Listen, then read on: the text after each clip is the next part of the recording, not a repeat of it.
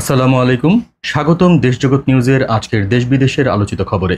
সাথে আছি আমি জাকারিয়া মুবিন। শুরুতেই জানিয়ে দিচ্ছি সংবাদ শিরোনাম। ইসরায়েলের অবৈধ বসতি পরিকল্পনায় যুক্তরাজ্য সহ ২১ দেশের নিন্দা।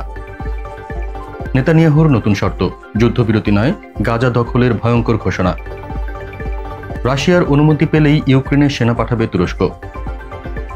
বাংলাদেশিদের ফেরত দিতে হলে আগে হাসিনাকে পাঠান, মোদী সরকারকে ওয়াইসির হুঙ্কার। আল্লামা সাঈদীর সাক্ষী সুখরঞ্জন বালির অভিযোগ, গুম, নির্যাতন আর হাসিনার ষড়যন্ত্র। বিসিবি সভাপতি নির্বাচন, তামিম নাকি বুলবুল, কে এগিয়ে? এবারে শুনুন বিস্তারিত।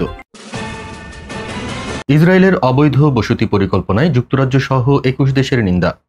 অধিকৃত পশ্চিম তীরে আবারও নতুন ষড়যন্ত্র। ইসরায়েল ঘোষণা দিয়েছে এমন এক পরিকল্পনা যা শুধু ফিলিস্তিন নয়, গোটা মধ্যপ্রাচ্যকে আরও অস্থির করে তুলতে পারে। ইসরায়েল পূর্ব জেরুজালেমের পাশে প্রায় ১২ বর্গ কিলোমিটার জমিতে ৩,৪০০টি নতুন ইহুদি বাড়ি তৈরি করতে যাচ্ছে। এই বসতি পরিকল্পনা কার্যকর হলে পশ্চিম তীরকে জেরুজালেম থেকে আলাদা করে দেওয়া হবে, যার মানে ভবিষ্যতে ফিলিস্তিনি রাষ্ট্রের রাজধানী গড়ে ওঠাই প্রায় অসম্ভব হয়ে পড়বে। এমন পদক্ষেপের কড়া বিরোধিতা করেছে যুক্তরাজ্য, অস্ট্রেলিয়া, জাপান সহ ২১টি দেশ। যৌথ বিবৃতিতে তারা ইসরায়েলকে আন্তর্জাতিক আইন ভঙ্গকারী রাষ্ট্র হিসেবে চিহ্নিত করেছে। শুধু তাই নয়, অবিলম্বে এই পরিকল্পনা প্রত্যাহারের আহ্বান জানানো হয়েছে।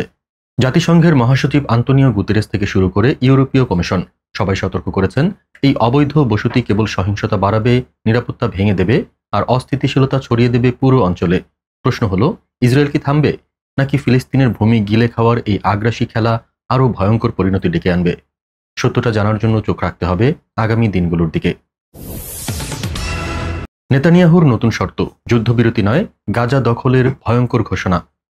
গাজায় রক্তপাত থামাতে বিশ্ব যখন যুদ্ধবিরতির কথা বলছে, তখন ইসরায়েলি প্রধানমন্ত্রী নেতানিয়াহু দিলেন ভিন্ন বার্তা। যুদ্ধ থামবে না, বরং শুরু হবে নতুন খেলা। আর সেই খেলা হতে পারে ফিলিস্তিনের অস্তিত্বের জন্য ভয়ঙ্করতম হুমকি। কাতার ও মিশরের মধ্যস্থতায় ৬০ দিনের যুদ্ধবিরতির প্রস্তাবে হামাস রাজি হলেও ইসরায়েল সাফ জানিয়ে দিয়েছে তাদের শর্ত ছাড়া যুদ্ধবিরতি অসম্ভব।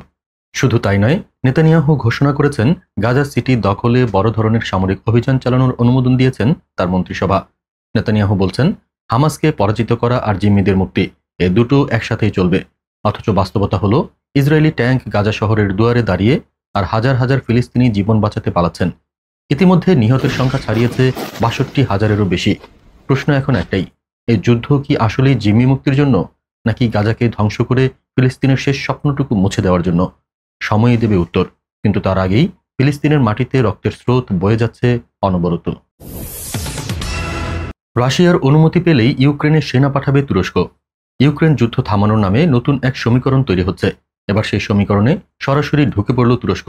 প্রশ্ন একটাই, এই উদ্যোগ কি সত্যিই শান্তির জন্য, নাকি এর আড়ালে চলছে আরো বড় কোনো খেলা? তুরস্ক ঘোষণা দিয়েছে রাশিয়ার সঙ্গে সমঝোতা হলে তারা ইউক্রেনে শান্তিরক্ষী বাহিনী মোতায়েন করতে প্রস্তুত। অর্থাৎ যুদ্ধবিধ্বস্ত কিয়েভের নিরাপত্তায় এবার আঙ্কারার সৈন্য নামতে পারে, তবে চাবিকাঠি থাকছে মস্কোর হাতে। এদিকে এক সপ্তাহ আগে আলাস্কায় পুতিনের সঙ্গে বৈঠক করেছিলেন ডোনাল্ড ট্রাম্প।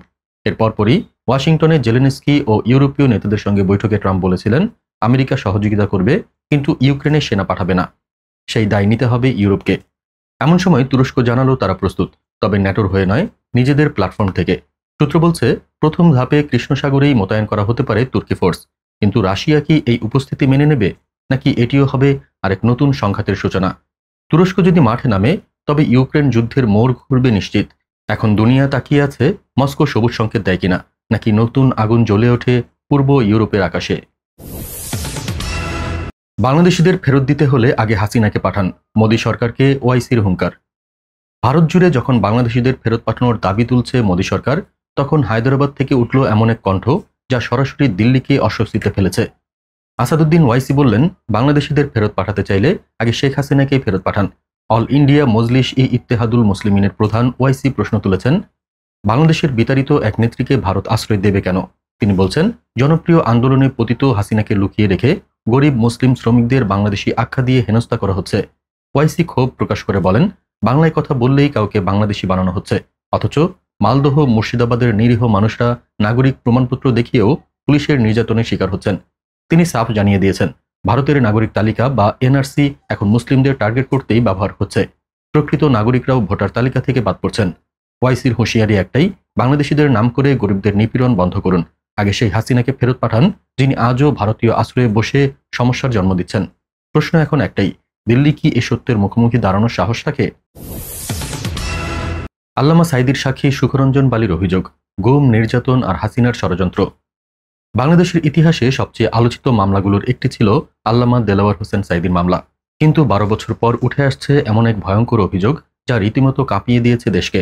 সাঈদীর মামলার সাক্ষী সুখরঞ্জন বালি নিজেই জানালেন, তিনি শুধু গুমই হননি, বরং শেখ হাসিনার নির্দেশে তাকে অপহরণ করে নির্যাতন চালানো হয়েছে। আদালত চত্বর থেকে সাদা পোশাকে পুলিশ তাকে তুলে নেয়, চোখ বেঁধে ভারতের বিএসএফ এর হাতে তুলে দেয়, আর সেখানেও চলে অমানবিক নির্যাতন। বালি স্পষ্ট ভাষায় বলেন, সাঈদীর বিরুদ্ধে মিথ্যা সাক্ষ্য দিতে তাকে জোর করা হয়েছিল, কিন্তু সত্য বলতে অটল থাকায় তাকে দিনের পর দিন বৈদ্যুতিক শক, মারধর আর ভয়াবহ মানসিক নির্যাতন সহ্য করতে হয়েছে। এমনকি কোটি টাকা ঘুষ আর বাড়ির প্রলোভনও দেওয়া হয়েছিল তাকে। অভিযোগে সাবেক প্রধানমন্ত্রী শেখ হাসিনা, সাবেক প্রধান বিচারপতি এস কে সিনহা, সাবেক আইনমন্ত্রী শফিক আহমেদ সহ 32 জনের নাম এসেছে। চিফ প্রসিকিউটরও স্বীকার করেছেন, হাসিনার আমলে রাষ্ট্রীয় পৃষ্ঠপোষকতায় গুম ছিল এক নীতি। সুখরঞ্জন বালির আরতি একটাই, ন্যায় বিচার চাই। কিন্তু প্রশ্ন থেকে যায়, এই ভয়াবহ অভিযোগের বিচার কি কখনো আলোর মুখ দেখবে? বিসিবি সভাপতি নির্বাচন, তামিম নাকি বুলবুল, কে এগিয়ে? বাংলাদেশ ক্রিকেট বোর্ডে শুরু হতে যাচ্ছে সবচেয়ে আলোচিত নির্বাচন। কে হবেন পরবর্তী সভাপতি? তামিম ইকবাল, বুলবুল নাকি অন্য কেউ? এই প্রশ্নে সরগরম ক্রিকেট পাড়া। 2021 সালে গঠিত বর্তমান বোর্ডের মেয়াদ শেষ হচ্ছে অক্টোবরের প্রথম সপ্তাহে। রাজনৈতিক পালাবদলের পর থেকেই আলোচনায় শুধু একটাই বিষয়, বিসিবির ক্ষমতার আসনে কে বসবেন। তামিম ইকবাল, বাংলাদেশ ক্রিকেটের বড় তারকা, আন্তর্জাতিক অর্জন তার পক্ষে কথা বলছে। অন্যদিকে আমিনুল ইসলাম বুলবুল প্রশাসনিক দক্ষতায় এবং অভিজ্ঞতায় আলোচনায় এগিয়ে। ফারুক আহমেদ আর মাহবুব আনামের নাম এলেও এখন তারা সরে গেছেন আলোচনার কেন্দ্র থেকে। এখন প্রশ্ন, সভাপতি হতে হলে আসল শক্তি কার হাতে? 171 জন কাউন্সিলরের ভোটে নির্ধারিত হবে বিজয়ী। এর মধ্যে ঢাকার ক্লাবগুলোই প্রভাবশালী। বোর্ডের ভেতরের লবিং, রাজনৈতিক যোগসূত্র আর ব্যক্তিগত সম্পর্ক সব মিলিয়ে চলছে এক অদৃশ্য লড়াই। সাবেক পরিচালকরা বলছেন, সভাপতির নাম এখনো হাওয়ায় ভাসছে, তবে ইঙ্গিত স্পষ্ট, নতুন মুখ আর অভিজ্ঞতার মিশ্রণে তৈরি হবে বিসিবির ভবিষ্যৎ নেতৃত্ব। তাহলে কে নেবেন বাংলাদেশ ক্রিকেটের হাল, তামিম নাকি বুলবুল? উত্তরটা মিলবে খুব শিগগিরই। আজ এখানেই শেষ করছি। সবাই ভালো থাকুন, সুস্থ থাকুন আর দেখতে থাকুন দেশজগৎ নিউজ। চ্যানেলটি ভালো লাগলে সাবস্ক্রাইব করুন আর সংযুক্ত থাকুন আমাদের ফেসবুক পেজে।